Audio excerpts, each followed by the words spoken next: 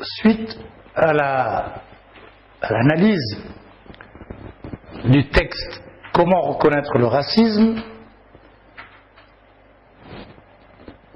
on peut faire le point sur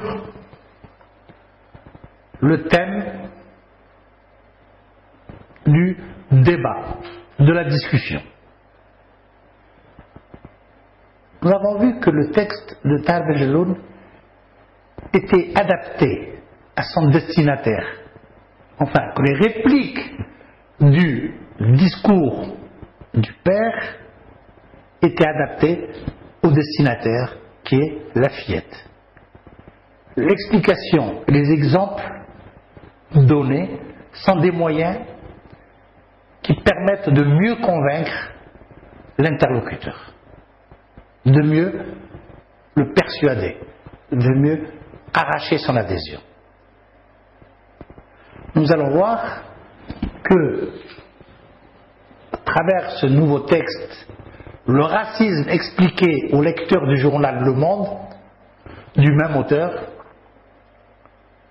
nous allons voir aussi, ici, l'adaptation du discours au lecteur, à l'interlocuteur, à l'allocataire. Tout locuteur a comme vis-à-vis un allocataire.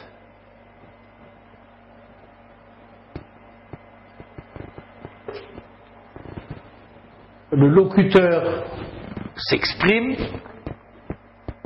il est destinateur, ce terme nous avions déjà vu, destinateur,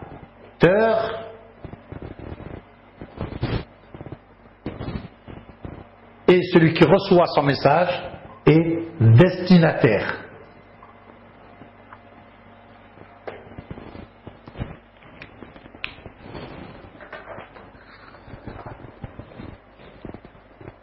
Donc, il faut absolument que le message, que le discours du destinateur, du locuteur, soit adapté à celui qui va le recevoir, c'est-à-dire l'allocataire ou bien le destinataire.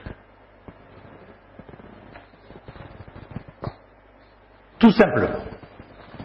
Si j'ai affaire à des enfants, mes explications doivent être simples, concrètes.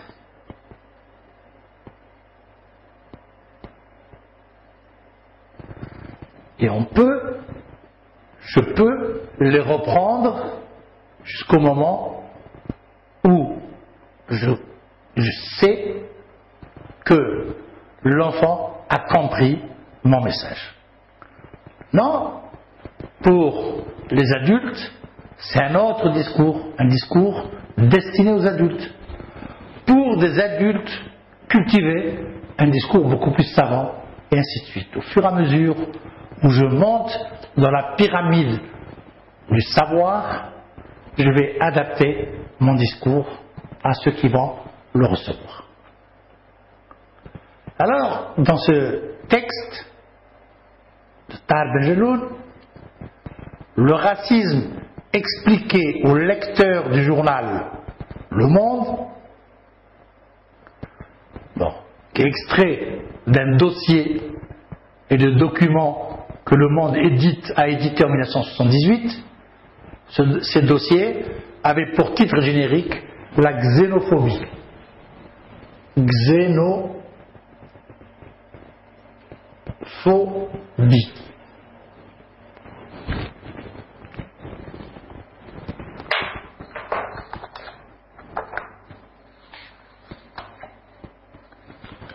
C'est un terme qu'on va trouver dans le texte, qu'on expliquera tout à l'heure. Alors, ce titre, quelle particularité a-t-il? On voit bien que c'est une phrase nominale, une phrase donc sans verbe. Mais ce qui est nouveau, c'est qu'on a inclus dans ce titre le destinataire du message, le destinataire du discours. Ce sont les lecteurs du journal Le Monde. Et ce ne sont pas n'importe quels lecteurs qui lisent Le Monde. En général, Le Monde, les lecteurs du Monde sont réputés pour être des lettrés, des intellectuels, des hommes politiques, c'est-à-dire que Le Monde, la lecture du Monde, est réservée à une élite française, et ou bien à une élite des pays, de certains pays francophones, ou d'une élite qui maîtrise parfaitement la langue et la culture française. À ce titre, Le Monde est considéré comme un journal qui est à la pointe de l'information, qui est objectif, qui nous donne des informations de valeur, dont les articles sont bien rédigés. Voilà. Alors, un problème se pose à nous. Expliquer la notion de racisme à une certaine élite, cela veut dire quoi? Cela signifie tout simplement que l'instruction, le savoir, la culture ne me préserve pas forcément de l'ignorance de ce phénomène irrationnel, c'est Benjeloun qui l'appelle irrationnel, c'est-à-dire hors de raison, qui est le racisme. Donc, la culture, le savoir, l'éducation ne vaccinent pas contre cette maladie qui est le racisme.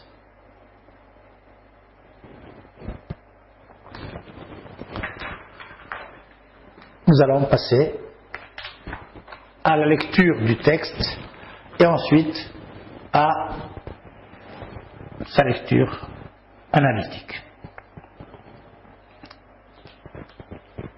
Le racisme expliqué au lecteur du journal Le Monde. Au commencement, la xénophobie, l'étranger, n'est pas accepté.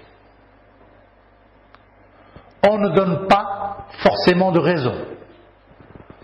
On parle à la rigueur d'incompatibilité. On invoque le seuil de tolérance.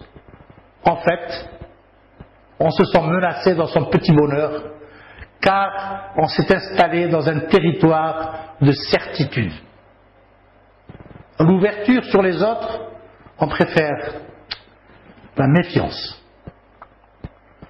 Cette hostilité à tout ce qui vient de l'étranger, quand elle est exaspérée, devient de la haine, l'ignorance et le manque d'information aidant.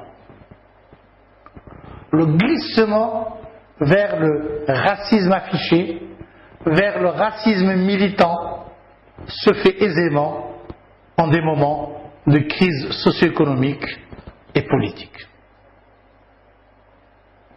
L'autre devient l'indésirable parce qu'il a le tort de renvoyer à la société où il est de passage une image où elle ne se reconnaît pas. Le noir aux États-Unis est l'image qui indispose d'une mentalité satisfaite et encombrée de préjugés. C'est une question de couleur, de peau, de faciès, une question d'apparence. L'autre est refoulé sur simple présentation de son visage. Tout l'irrationnel du racisme est là, la haine de l'autre, à partir d'une question d'épiderme. Tahar Ben Jelloun.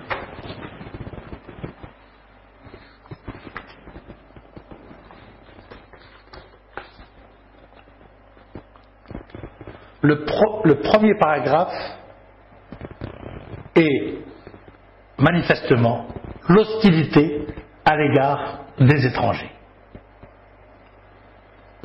La xénophobie, c'est le refus d'accepter l'étranger, et sans raison.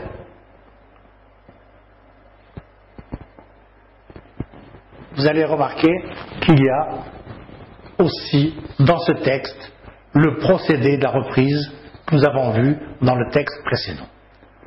On parle, on évoque, on s'est installé dans un territoire de certitude, on préfère la méfiance, etc. On parle d'incompatibilité. Ici, incompatibilité signifie opposition entre des gens qui ne peuvent s'accorder. C'est l'antagonisme, l'antipathie, la discordance.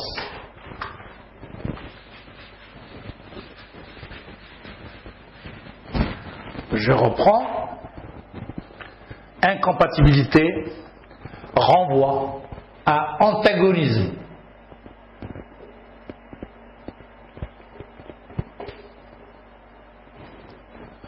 À antipathie.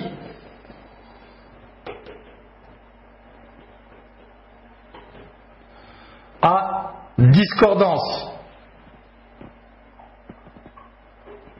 À désaccord.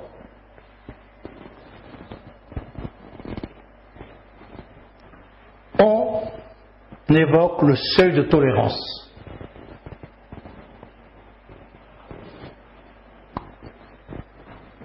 Lorsqu'on évoque, c'est lorsqu'on fait allusion. La tolérance, vous connaissez le mot, signifie le respect des opinions et des manières d'agir des autres. Je suis tolérant, enfin, parce que j'accepte l'opinion de l'autre, j'accepte sa manière de se comporter, sa manière d'être, tout simplement. Le seuil de tolérance, ici, ne signifie pas le pas de porte, le début, l'ouverture. Ici, le seuil signifie la limite. La limite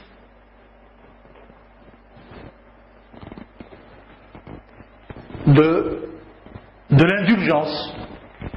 Par exemple, quand je suis tolérant, je suis indulgent avec l'autre.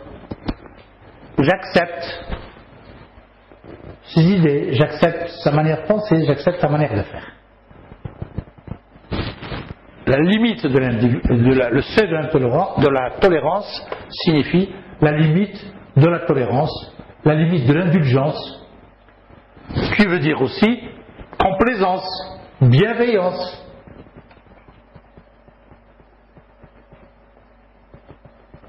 Bienveillance, complaisance.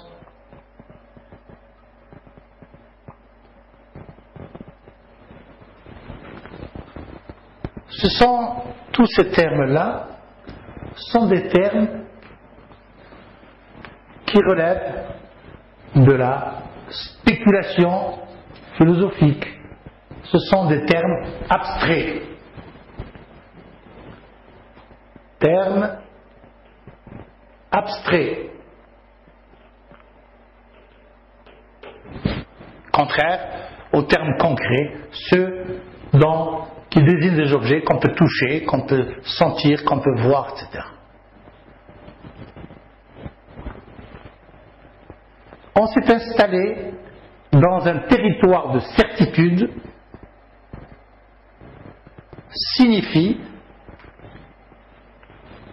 qu'on s'est installé dans une zone, une partie où on est sûr de tout. Nous reviendrons